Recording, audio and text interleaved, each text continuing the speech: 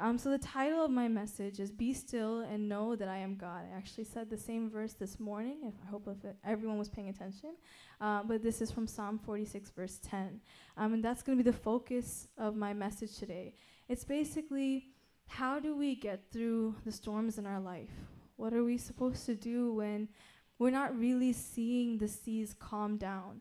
There are times that Jesus calmed the storms, and then there are times where the storm kept raging on. What do we do in those moments? So that's what I'm going to be talking about today. So if we can go to the next slide and have a mic ready for Sarah. She's going to be reading our first portion today. So it's Psalms 46, verses 1 through 3, and verse 10 as well. So Sarah, if you're ready, if you can read that for us.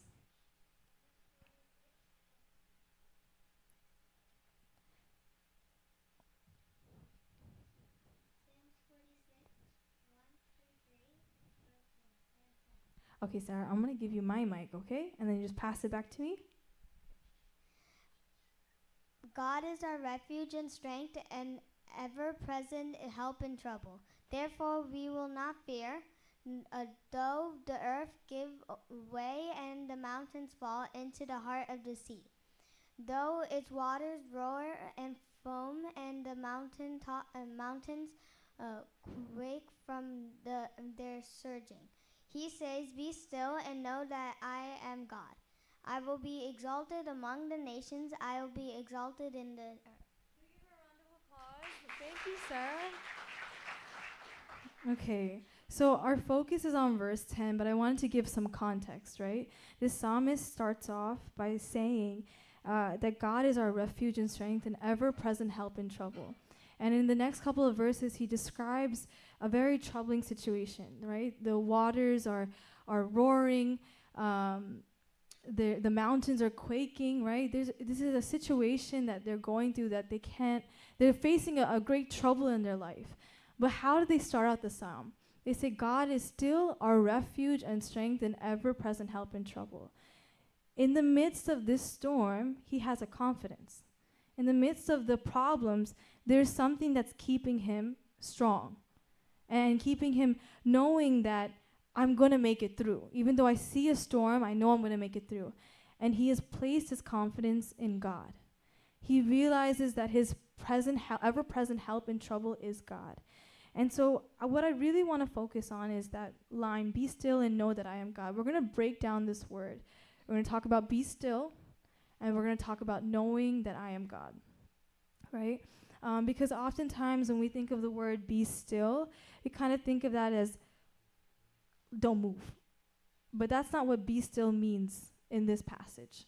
It means something different. So we're going to go into that for now. So if we can go to the next slide. I think it just says be still. So this is the passage that we're going to be focusing on when we're discussing being still. It's Exodus 14, 10 to 14. But we're only going to read a small portion of that, actually. Just the last two verses. So I'm going to give some context before I pass it on to Hannah. Just get ready, okay? I'm going to give a little context, okay? So in this passage, we have the Israelites escaping from the Egyptians, right? And they are about to cross, they're at the Red Sea. And they don't understand how they are meant to escape this enemy that is behind them, right? The Egyptians, they're coming with a mighty force. It's a big army. It's not something to laugh at. It's not something small. So they are, I guess, rightfully very scared and terrified. So as they, are seeing these Egyptians approach them, they're complaining to Moses. They're saying, in verse 11 it says, "Was it because there were no graves in Egypt that you brought us to the desert to die? What have you done to us by bringing us out of Egypt? Didn't we say to you in Egypt, 'Leave us alone, let us serve the Egyptians'? It would have been better for us to serve the Egyptians than to die in the desert." So they are facing a lot of fear right now.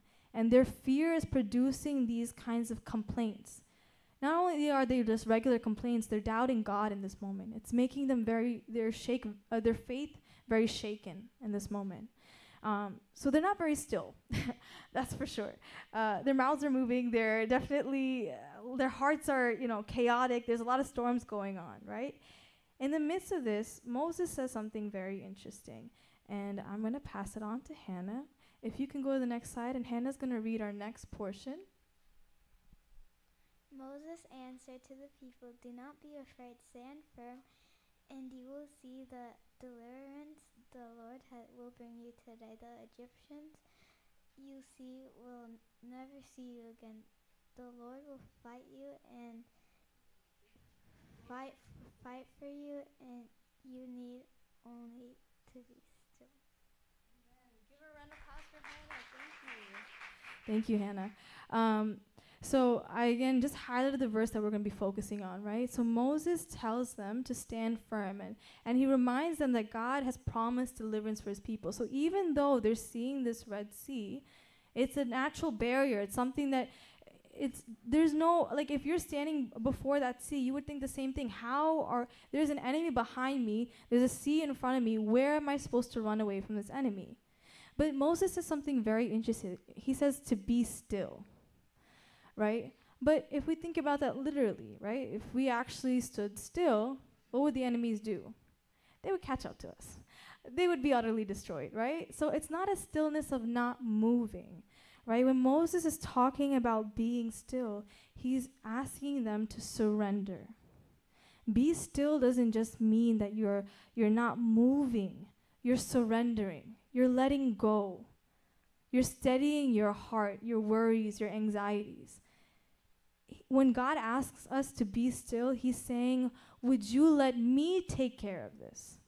Would you let me take this burden from you? It's not yours to carry. Because oftentimes, like the Israelites, we'll see our situation and we'll already think about, oh, I know what the outcome is going to be. I know what's going to happen. I'm going to die here. There's nowhere else for me to go. Right? So we already, even though, we're saying we know God and we know this, it's still in that moments we're still saying, but the reality is there's an ocean in front of me. So how can there be any way for me to go through? But that's what God is trying to remind us to do, to be still. Even though your situation looks impossible, God has the power to change the situation, right? Because we know what happens right after this, right? Because do you remember what happened after this? What did Moses do? The staff, right? And then what happens? Danny knows. We learned this. Putting you on the spot, I know. But what happens when he puts the staff down? What happens to the waters? They part, right? They come to the sides, right? And then the Israelites are able to pass through, right? So even though there was an impossible situation, God made a way. God made a way that we could never imagine. Even the Israelites could not imagine that they would be able to walk through on dry land when there's such a mighty sea or river before them. But that's the power of having God with you. When you have God's presence, he can change the situation. Whatever is natural, he can change that because he is the creator of the universe, right? So that's something I want to remind us, that when God asks us to be still, he's asking us to surrender. He's asking us to steady your heart. Don't let that take control over how you react, right? So I want to ask you all, I'm not asking, rhetorically I'm asking, right? What do we do when we panic, right? I want us to think about these things. In the moments of panic, how do we respond in those situations? Are we people that isolate? Are we people that get angry and frustrated? Right? Do we try to come up with our own solutions? Do we take things into our own hands? Because I feel that God is asking us, I'm including myself, to not burden ourselves with what an imaginary future will be. Right? To not burden ourselves with fear and anxiety. To come back to him. And God understands that we will feel these things, but how we choose to react, what our next actions will be, that's what's important before God. There are going to be fearful things. If an exam is coming up, I am going to be a little bit scared. That is the reality. Those are natural human things, but where do I go when I'm scared? That's what's important, right? Am I turning to people? Am I turning to, friends? Am I turning to everyone else but God in those situations? So where are we going in our moments of fear? Right? And that's what I want to leave you with all today with this first passage, that we have someone that we can go to, right? What do we read in Psalm 46? He's an ever-present help in trouble. He is our cornerstone. He is the one that gives us assurance. So if you're feeling scared, there's somebody who is able to comfort you better than anyone else in this world.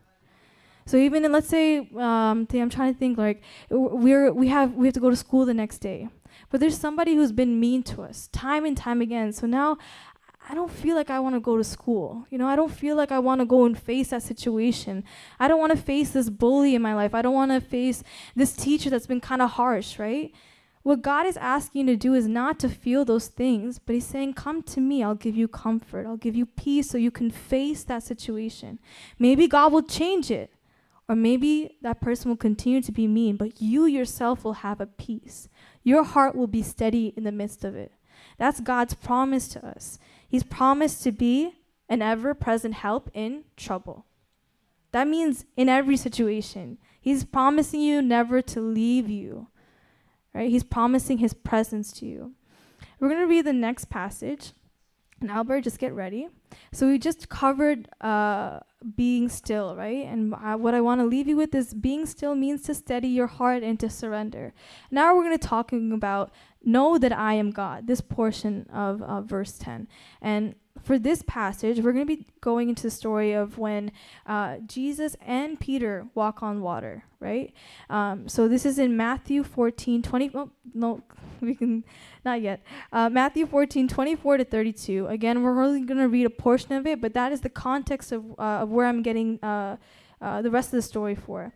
So Jesus, right, he is telling the disciples to go to Bethsaida. And he's telling them to go on a boat, and he wants to dismiss the crowd because he just actually finished doing the miracle of feeding the 5,000. So there's a lot of people around him. So he wants to dismiss them himself, and he tells the disciples, you guys go ahead. I will meet you. I'll meet you there, right? And he goes to the mountainside to pray by himself. And he was there alone. Right? And now, if we can go to the next slide, and Albert, I hope you're ready. We're going to read the next part, what happens. So, Albert, can you read this for us? But Jesus immediately said to them, take courage, it is I, do not be afraid. Lord, if it's you, Peter replied, tell me to come to you on the water. Come, he said. Then Peter got down out of the boat, walked onto the water, and came towards Jesus. But when he saw the wind, he was afraid and began to sink, cried out, Lord, save me. Immediately Jesus reached out his hand and caught him. Oh, you of little faith, he said, why did you doubt? And when they got into the boat, the wind ceased. Yeah, well, please give Albert a round of applause. Thank you, Albert. So I forgot to include one more important part, right? When they're on the boat, there's a storm, right? And Jesus is not there. And while they're on the boat, the disciples see a figure walking towards them, and they say, oh, it's a ghost, right? They don't recognize that it's Jesus, right? And in that moment, Peter realizes who it is, right? After Jesus says, take courage, it is I, don't be afraid, Peter realizes, oh, this is my master, this is Jesus. And when Jesus calls him to come out, he steps out of the boat and he starts walking on the water with Jesus. And then soon after, he starts to drown because he sees the wind. And then Jesus pulls him up. Okay, so we're going to break that down, right? What stood out to me about this passage is actually verse 32. It says, and when they got into the boat, the wind ceased, right? I was thinking about the fact that Jesus had called Peter out onto the water, right? And at that time, the storm is still going on. The storm hasn't ended. It's not like Jesus had calmed the seas and then said, Peter, come out onto the water. No, while the storm was there, he called Peter out onto the water. Now that's very interesting to me because that in many situations you see that, it feels like, okay, Jesus calms the situation and then, the miracle happens, right? But in this situation, the storm is still going on. It's still raging. And now Peter's being called out onto the water, and he's asking him to step out in faith. So that's what stood out to me, that Jesus didn't calm the storm to make it easier for him. And oftentimes in our life, our storms will not be calmed down. Sometimes the answer isn't that now the waters are going to be still, the path is going to be clear, you're going to know A, B, C, how to get to where you need to go. No, sometimes the storm will still rage on, but God is asking you, step out in faith. Sometimes the promise isn't that, okay, the problem is going to go away. No, sometimes God is wanting to teach you something in the middle of the storm. He was trying to teach Peter about faith in the middle of his storm. But for each of us, it may be something different. Maybe it's patience. Thank you. Maybe it's patience, right? Or maybe it's endurance, right? It can be different things, different things. But in this situation for Peter, it was faith that Jesus was trying to teach him, right? Another thing that stood out to me was when Peter was sinking, right? In verse 30, it says he was afraid and beginning to sink, and he cried out, "Lord, save me," right? While he's sinking, he had already had his doubts, and that's why he looked away. But while he's sinking, he does something special. He remembers Jesus again, right? When he looked at the winds, he forgot who was with him. He forgot who had called him out, and he started to look to the winds, and that's why he started to sink. But when he's sinking, he's reminded again, oh, I know someone who can save me. And that's why he says, "Lord, save me." He recognizes in the middle of, even though he made the mistake of looking away, he recognizes, but still God is the one who can save me, right? I can tell you from my experience, when I do a mistake, my instinct is to run away from God. When I feel like I've done something wrong, I can't approach God with my problem. I can't show him that I failed him and all these things. But what's special about Peter is that even though he's the one who made the mistake, he still says, "Lord, save me." Actually, I always tell this story because it's something that touches me even to this day. It's about when Hannah was little. And when she would get Adi from mommy, specifically, I wouldn't say this for dad so much, but when she gets Adi from mommy, she's in pain. She's crying. But who is she going to when she's crying? She's going to the same person who hit her, mommy. So she's crying, saying, "Mommy, it hurts." And mommy's the one who gave her that pain. But she knows that mommy's still the one that's going to comfort me at the end of the day. I did something wrong, sure. But who's going to comfort me at the end of the day? My mom. Right? And that's the same way that Jesus wants us to look at him. Right? With that childlike love. Yes, I'm in a storm, and maybe even Jesus placed me in the storm. But Jesus, I'm still looking to you, and I trust that you're going to bring me through and give me the comfort and peace that I need. This is what I mean by knowing that he is God. Right? When you know who he is, you know who to turn to. You don't find that you need to run away. We run away because we have fear. When you love God, when that's the source of, your relationship with God, you know that even though I'm in a storm, I know who to go to. Even though I made a mistake, I know who to run to, right? So that's what I found super interesting about how Peter handled his doubt. And not only did he know to look to Jesus, there's another person on the other side, right? If he's saying, "Lord, save me," then someone needs to save him, right? Jesus could have easily not reached out his hand, right? But he did, right? In verse 31, immediately Jesus reached out his hand and caught him. This actually, when I was praying about it last night, it brought me to tears because it reminded me that God is not going to let us drown. He's not going to let us drown in our problems. Even if it's something that we made for ourselves, God is saying, "I will still reach out my hand to you if you call for me." He will still catch you in the middle of your storms. He's not going to let you sink to the bottom. Maybe you might flounder. Maybe you might feel the water in your mouth or something like that. But still, Jesus he's not going to let you drown and completely go to the bottom of the sea. He's going to reach out his hand and take you before you reach that bottom. I actually had a drowning experience once. And I remember in that moment, I was so scared. I was so scared because, I'm feeling the water enter, my lungs, and I'm feeling that, and I sometimes still feel that, like when the waters are too high, that fear that I had when I was drowning, I remember that I don't know, it was to the point that I was like, God, I don't know if I'm going to make it. I don't know if mommy and daddy are going to see me. Like I was in that kind of fear. It was like that kind of point.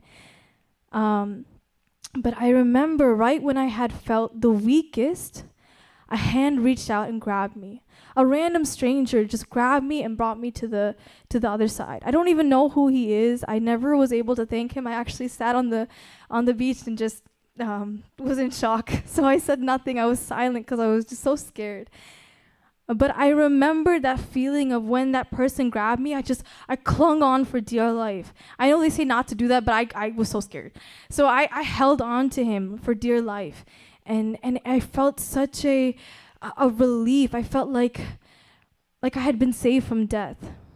And sometimes we might go to that moment that we feel like I'm at my end. I don't know how to go any further. But it will be at that moment that maybe Jesus reaches out his hand and he's like, I have you. I'm going to bring you through.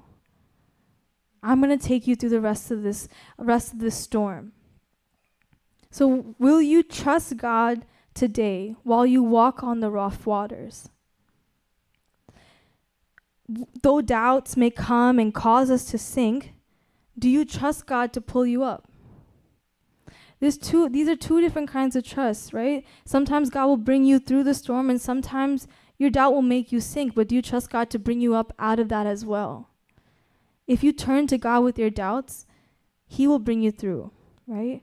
And I just want to re-emphasize that trusting in God, right? I'm going to share a little maybe scenario.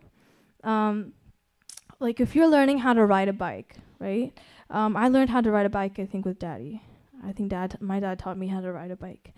I trust him, right? I know that he's gonna see, he knows my reactions and when I'm scared. So he's not gonna, like I know what dads do, they hold the back of it while you ride the bike, right? And they're giving, so even if you teeter a little bit this way and that way, they're holding the back so you feel like, okay, even if I go to the left and right, at least somebody's holding the back of my bike. So I'm not gonna fall, right? But if you ask my neighbor 3 streets down that I have never talked to come and teach me to ride a bike, and he were to come over, first, stranger danger, right? We're not why is he there?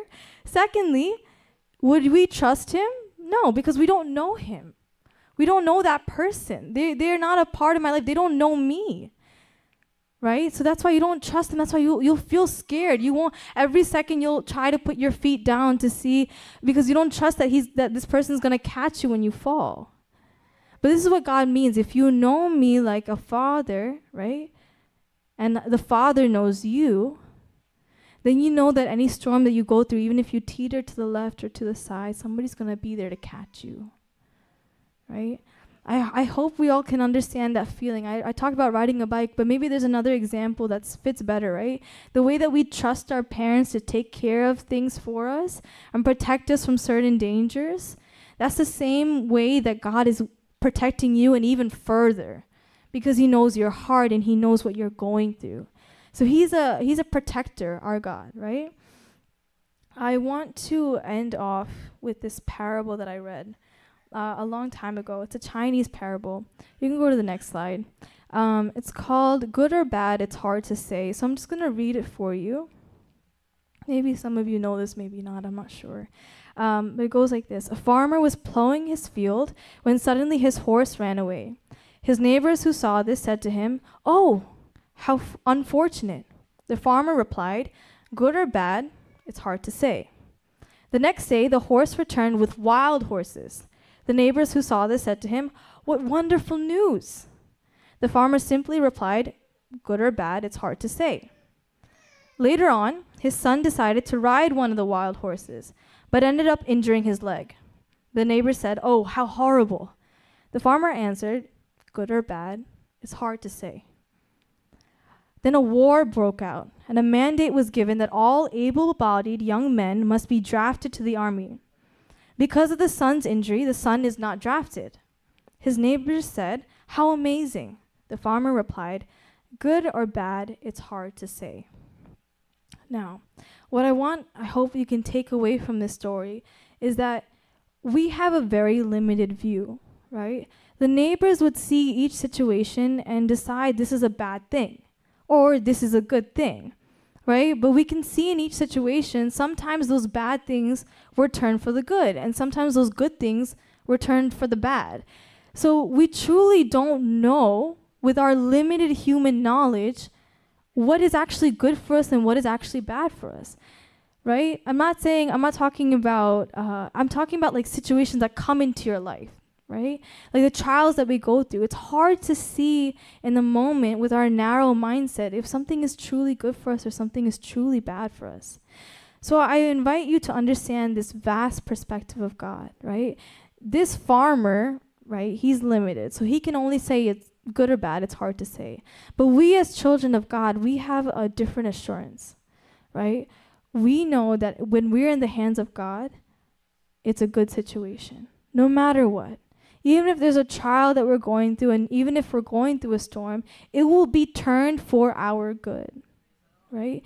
So even, I know it seems easy to say, but I'm in this moment experiencing a storm in my life. And I've had this be a confidence for me that I know that God is going to bring me through it. All is truly well because I'm in the hands of my Father, right? And God's greatest gift to us is his presence, right? His greatest gift is his presence, right? When he died on the cross for our sins, he's offering us more of him. When Adam and Eve disobeyed in the Garden of Eden, what they lost was not just paradise. What they lost was not just, all these things that they enjoyed in the Garden of Eden. What they truly, I think the biggest loss that they had was the presence of God. They lost that communion and that connection with God. And so that's what I mean by knowing that he is God. When we know our God, when we are spending time in his presence, we don't feel shaken by the things of this world. We can steady our hearts, right? So we're going to sing a song now. We're going to sing It Is Well. And before we sing this song, there's just one more story that I would like to share from the Bible. I don't believe the author of this, or the writer of this song actually took it from this passage, but I felt like this passage actually fits this song super well. So if you remember in 2 Kings 4, there's this Shunammite woman that Elisha meets, right? And they built up a good relationship. You know, he comes to visit, and they feed him and all these things, right? And at one point, Elisha prophesies that she will have a son, right? And they had been wanting a son for a long time. She never asked, but he saw that there was a need. This is something she wanted, she needed. And so she has this son, right? But then, one day, in her lap, this son dies, right?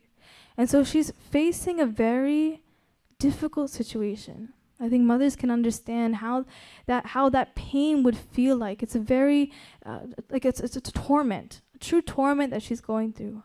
But she does something very interesting here. She doesn't mourn out in the streets. She's not screaming at anyone. She's not, doing anything else. She closes the door and she tells her husband, I need to go visit the man of God. I need to go see him. And the husband asks, why? Why do you need to see him now? There's nothing special going on. She said something really interesting in, I think it's in NKJV. She said, it is well. Or in NIV says everything's all right, but I like the word it is well better. She says it is well. Her son has just died in her laps. And this is not anyone asking her. This is her husband asking her, someone that she can confide in. But she says it is well. Where does she get this confidence from, right? And so then she goes to the prophet Elisha, right? And Elisha asks her, what's wrong? What happened? How are you? How is your husband? How is your son? And again she says, it is well, right? So even this prophet is asking, and she's saying it is well, or even all is well, right? Was everything really well? No.